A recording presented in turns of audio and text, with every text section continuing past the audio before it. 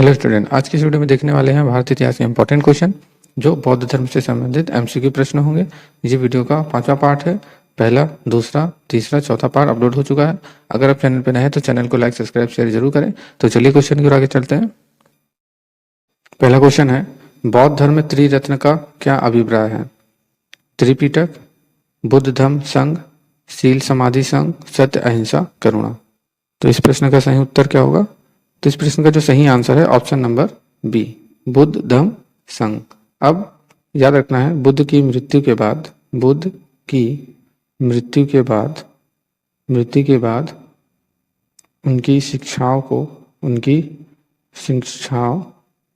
उनकी शिक्षाओं को संकलित कर 3 भागों में बांटा गया है। 3 भागों में बांटा गया है और इसको क्या बोलते हैं? इसको त्रिपिटक कहा जाता है। त्रिपिटक कौन कौन से हैं? पहला विनय पिटक है, दूसरा सुत्त पिटक और तीसरा क्या है? अभिधम्म पिटक। तो इस प्रश्न का जो सही आंसर है option number B is right. और यही प्रश्न 2017 में आया हुआ है। नेक्स्ट क्वेश्चन है, प्राचीन भारत के बौद्ध मठों में पवरन नामक समारोह आयोजित किया जाता था, जो संघ, परिनायक और धर्म तथा विनय विषयों पर एक एक वक्ता को चुनने का अवसर होता था। वर्षा ऋतु के दौरान मठों में प्रवास के समय भिक्षुओं द्वारा किए गए अपराधों को स्वीकृत का अवसर होता था, या फिर किसी नए व्यक्ति को बौद्ध संघ में प्रवेश देने का समारोह होता था, जिसमें उसका सिर मुंडवा दिया जाता था और पीले वस्त्र दिए जाते थे, या फिर आषाढ़ की पूर्णिमा के अगले दिन बौद्ध भिक्षुओं को एकत्र होने का अवसर होता था, जब वे वर्षा ऋतु के आगामी 4 महीने के लिए निश्चित आवास चुनते थे। तो ये 2002 का क्वेश्चन है। तो इस प्रश्न का सही उत्तर क्या होगा? तो इस प्रश्न का जो सही उत्तर है वो ऑप्शन नंबर बी, वर्षा ऋतु के दौरान मठों में प्रवास के समय भिक्षुओं द्वारा किए गए अपराधों की स्वीकारोक्ति का अवसर होता था। नेक्स्ट क्वेश्चन है, विश्व का सबसे ऊंचा कहा जाने वाला विश्व शांति स्तूप बिहार में स्थित है। कहाँ पे स्थित है? वैशाली में, नालंदा में, पटना में, राजगीर में। तो 2008 का प्रश्न है। तो इस क्वेश्चन का जो सही आंसर है ऑप्शन नंबर सी। अब याद रखना है, बिहार में राजगीर की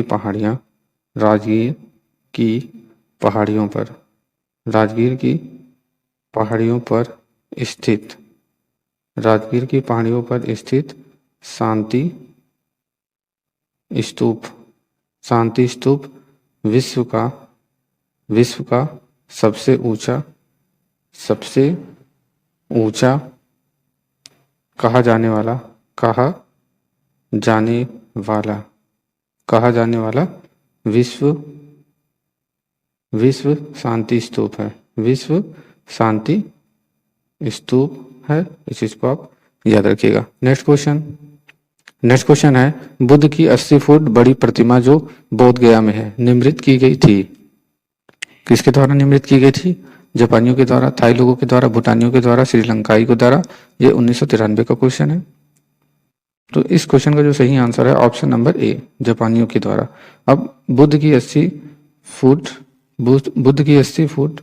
ऊंची बोध गया में स्थित है। कहाँ पर स्थित है? बोध गया में स्थित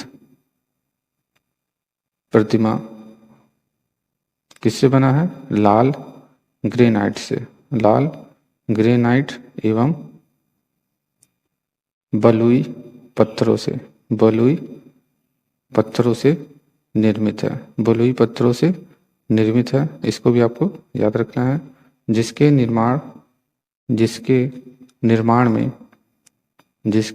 निर्माण में कितने साल लग गए?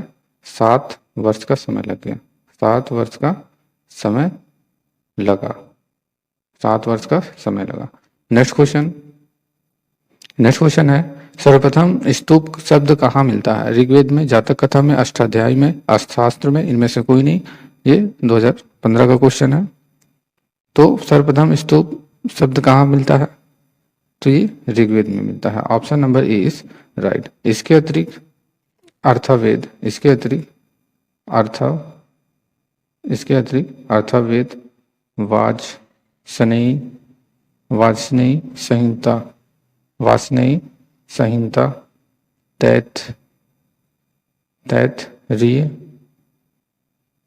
तैत्तिरीय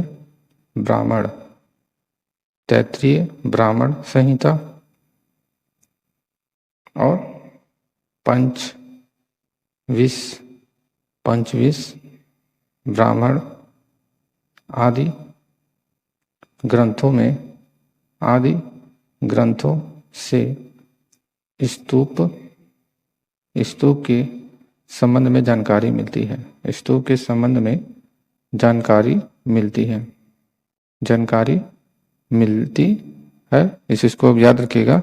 इसके अतिरिक्त अर्थवेद, वाजसनेयी संहिता, तैत्तिरीय संहिता और पंचविश ब्राह्मण आदि ग्रंथों से स्तूप के संबंध में जानकारी मिलती है।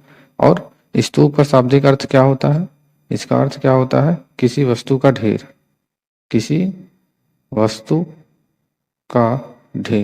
तो इसको भी याद रखना है। वेरी वेरी इंपॉर्टेंट क्वेश्चन है, ये 2015 का प्रश्न है। नेक्स्ट क्वेश्चन है, वह स्तूप स्थल जिसका संबंध भगवान बुद्ध के जीवन की किसी घटना से नहीं रहा है। सारनाथ, बोधगया, सांची, कुशीनारा। 2011 और 2008 का प्रश्न है। तो इस क्वेश्चन का जो सही आंसर है option number B is right. अब बोधगया की बात करें तो बोधगया का स्तूप जो स्थल है, बोधगया का स्तूप स्थल बुद्ध की ज्ञान की प्राप्ति है। बुद्ध की ज्ञान प्राप्ति से है, तो इस चीज को आप याद रखिएगा। गौतम बुद्ध को बोधगया में ज्ञान की प्राप्ति हुई थी। और सारनाथ की बात करें तो सारनाथ में धर्म चक्र प्रवर्तन से तथा कुशीनगर बुद्ध की मृत्यु से संबंधित है। बुद्ध की मृत्यु से संबंधित है। बुद्ध की मृत्यु से संबंधित है। इस चीज को आप याद रखिएगा। नेक्स्ट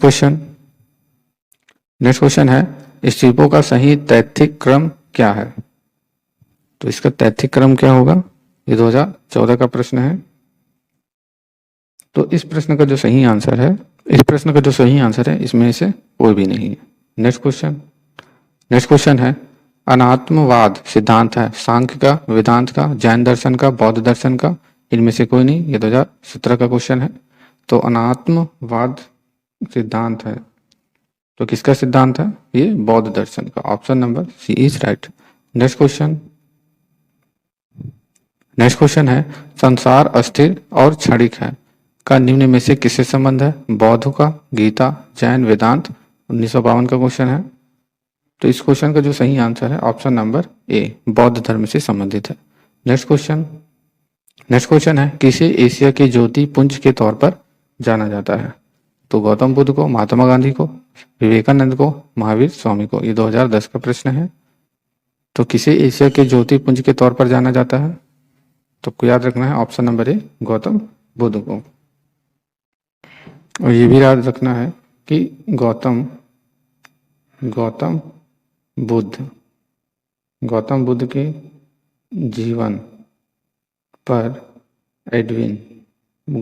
के जीवन पर एडविन अर्नाल्ड ने ये वेरी वेरी इंपॉर्टेंट क्वेश्चन है, द लाइट ऑफ एशिया नामक काव्य पुस्तक की रचना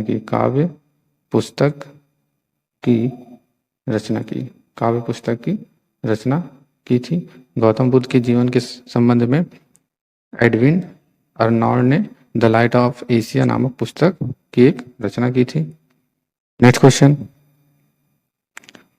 क्वेश्चन है, किसे एशिया का ज्योतिपुंज के नाम से जाना जाता है? ईसा मसीह, भगवान बुद्ध, जरथुस्ट्र, पैगंबर मोहम्मद। ये 2005 का प्रश्न है। तो एशिया का ज्योतिपुंज किसे जाना जाता है? तो आपको याद रखना है भगवान Buddha. Option number B is right. Next question है क्षणिकवाद का प्रतिपादन किसने किया? बुद्ध ने, जैन ने, न्याय ने, चार्वाक ने या इनमें से कोई नहीं? ये 2017 का क्वेश्चन है।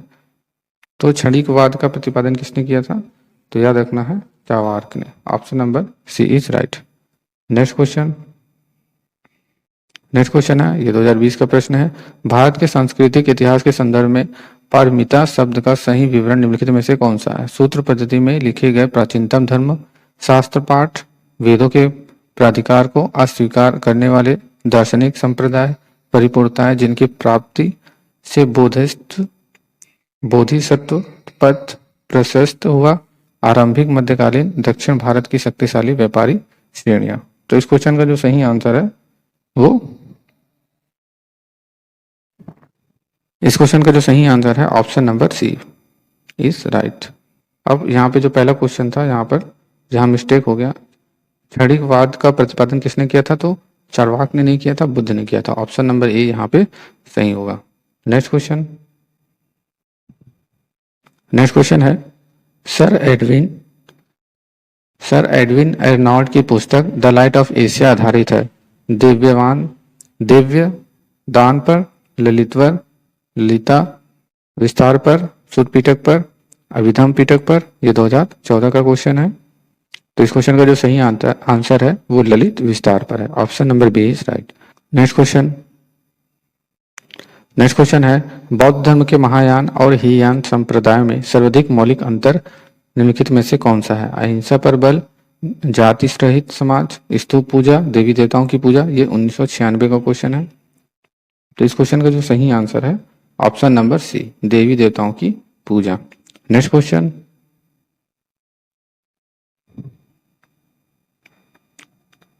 अब देवी देवताओं की पूजा इसका सही आंसर होगा। अब इसकी बात करें तो हीनयान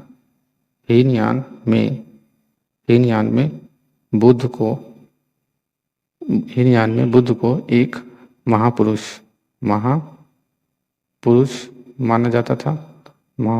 माना जाता था, जबकि महायान में उन्हें देवता माना गया है तथा उनकी पूजा की जाने लगी।